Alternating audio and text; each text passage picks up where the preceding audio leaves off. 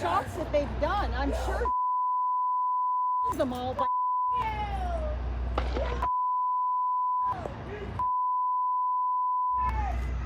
This is the morning after the Canadian Food Inspection Agency began its cull of several hundred ostriches, about 10 months, more than 10 months after the agency initially ordered the flock to be culled during an outbreak of avian influenza. So it was shortly after 6 p.m. last night.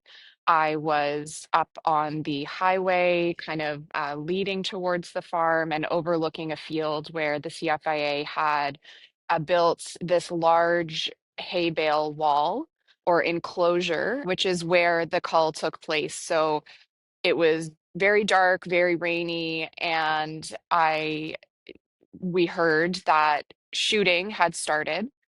So I drove a little bit down the highway, and indeed, you could hear shots, gunfire coming from inside the enclosure. There would be kind of a burst of a few shots, a few moments where we didn't hear anything anymore, a few more shots. A supporter here this morning told me she was at the farm property and she could hear shots well into the night. So I think they started somewhere around 6 p.m. or shortly thereafter. And this person told me she was sleeping in her car and she could hear them as late as midnight, ringing kind of through, echoing off the mountains in the valley. And behind me right now is some blue fencing, and you can see this is the ostrich enclosure. The ostriches used to kind of be visible all around here. The pen where the cull was taking place is in a back field, kind of beyond the immediate gathering place for the supporters of the farm, visible from the highway.